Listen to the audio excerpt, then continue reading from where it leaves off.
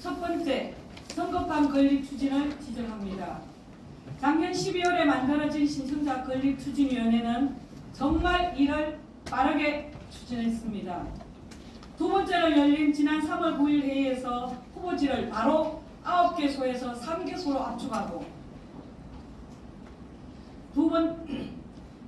한 달 지나 4월 7일에 1000명을 설문조사하여 결정하자고 한 뒤 곧바로 준비해서 4월 26일에 일방적으로 후보지 3개소에 대한 주민 설명회를 하였습니다.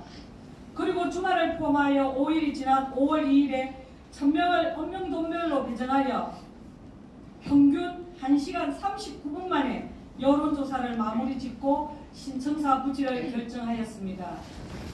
게다가 전체 추진회의는 고작 4번밖에 하지 않았습니다. 이 모든 것에 55일 걸렸습니다. 상주시가 새로운 신청사를 통해서 어떻게 발전할지에 관해 이야기를 하기에는 너무나 부족한 시간이었습니다. 두 번째, 여론 수렴 과정에 있어 절차적 하자와 조례 위반으로 원천 무효입니다. 여론조사는 불충분하였습니다.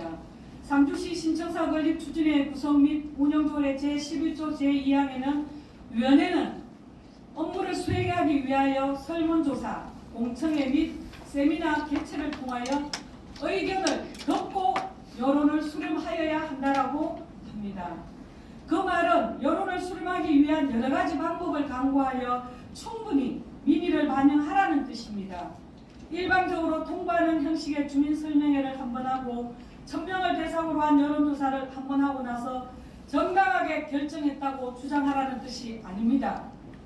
게다가 영상 좀 보여주세요. 게다가 남원동에서 109명을 대상으로 한 여론조사는 49분 만에 여론조사가 끝났다고 제가 문자를 받았습니다. 109명이 기다려서 줄 서 있어도 49분 만에 여론조사를 한다는 것은 무리라고 봅니다. 여론조사의 신뢰도를 보여주는 단면으로 공정성이 담보되지 않았습니다. 왜 1000명만 여론조사를 했을까요? 최근에 신청사 부지를 결정한 홍성군은 우리와 인구가 비슷한데 10,000명이 넘게 순회 투표를 하고 몇 달간 순회 설명회를 했습니다. 우리도 그 정도는 하고 나서 시민의 뜻을 받들어 일한다고 주장해야 합니다. 1000명이면 우리 시민의 1%밖에 안 되는데 최소 10%는 해야 하지 않을까요? 의견 수렴 과정에 있어서 제일 먼저 신청사 건립의 찬반을 물어야 된다고 생각합니다. 부지를 선정하기 전에 전체 상주 시민들에게 신청사를 이전해도 된다고 묻고 난 다음에 100m 달리기를 할 때 출발선에서 출발해서 신축을 해야죠. 출발선이 아닌 60% 70% 가서 나는 여기서 달려서 올인을 하겠습니다라고 하는 것은 이거는 절차적 하자가 매우 심각합니다. 9곳은 주민의 의견이 아닌 집행부에서 결정하고 3곳은 추진위에서 결정하고 한 곳은 1%의 공정성이 결여된 설문조사로 결정한 것은 절차적 하자가 명백하므로 신청사 건립의 당위성이 확보되지 않았습니다. 그러므로 원천 무효입니다. 상주시 신청사 건립 추진회 운영에 관한 조례 제11조 2항 하단에 보면 의견을 듣고 여론을 수렴하여야 한다라는 강행 규정 위반으로 원천 무효입니다. 세 번째, 부지 선정의 문제와 과도한 예산 소요 문제를 지적합니다. 확정된 구 3사 본총장 주변 부지는 현재 상주시청 부지와 300m 정도밖에 떨어져 있지 않습니다. 시장님의 인구 감소를 대비한 압축 성장을 말씀하시지만 문화회관과 도서관을 지을 자리가 없어 외곽으로 나갈 수밖에 없는 상황에서 압축 성장이란 공허한 강변입니다. 또한 본 의원이 받은 자료에는 부지 매입 및 신축에 있어 1,500 정도가 소요된다는 내용만 있지 세부 내용은 없습니다. 그 근거도 없습니다. 1,500이 어디서 나오는지 알 수 없습니다. 왜? 기본계획 용역을 수행 안 했기 때문에 그냥 1,500억을 주무구구시로 가정하고 세웠다고 하십니다. 1,500억으로 충분할지 2,000억이 넘을지 아직은 기본계획 용역을 하지 않았기 때문에 판단할 수가 없을 것입니다. 예를 들어 최근에 준공한 공공산후조리원 예산이 2017년 내 27억에서 시작해서 2022년 93억에 준공한 사례를 본다면 물가 상승률 등을 고려를 한다면 1,500보다 훨씬 많은 3,000억 이상을 추정할 수 있다고 봅니다.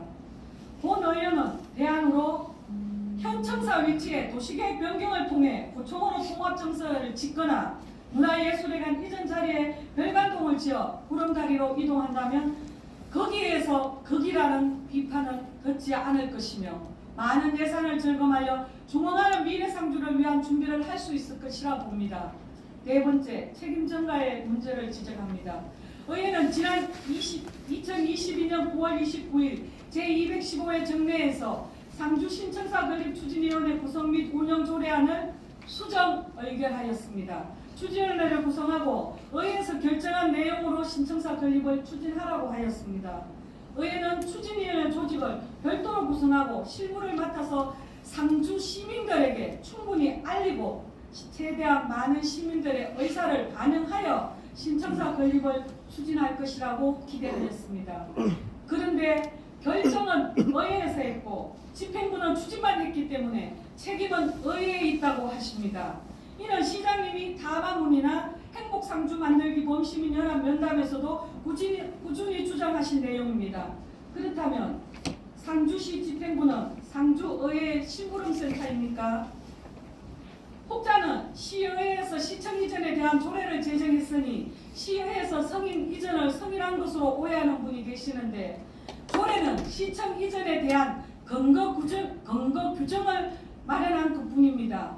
앞으로 의회는 시청 이전에 관한 예산과 공유재산 심의를 통해 이전을 성인할지 불성인할지 결정할 것입니다.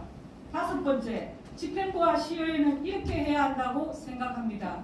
이번 신청사 건립은 당위성과 공정성과 정당성이 충족되지 못한 조례 위반으로 계속 추진하려면 상주시장직을 걸고 주민투표를 거쳐 다수의 시민들이 찬성이 있을 때 추진함이 타당하다고 봅니다. 시장은 민심을 양분시킨 책임으로 주민투표로 책임있는 정치를 하리라 믿습니다. 이에 본 의원은 시장님께 제언합니다. 문제의 해결을 위한 근역별 순회 설명회를 하고 상주시 전체 주민투표를 통해 주민의 뜻에 따라 신청사 이전을 결정해야 할 것입니다. 또한 상주 시민의 대기관인 상주시의회는 신청사 이전에 관련된 예산의 불성인과 함께 공유재산 심의 불성인을 통해 신청사 건립 문제에서 책임을 통감하고 앞으로 시민 다수가 무엇을 원하는지 경청하고 민주적 절차에 의한 정당성과 공정성을 모두 갖춘 후 신청사 건립 여부를 검토하여야 한다고 생각됩니다. 이상으로 5분 발언을 마치겠습니다. 끝까지 경청해 주셔서 감사합니다.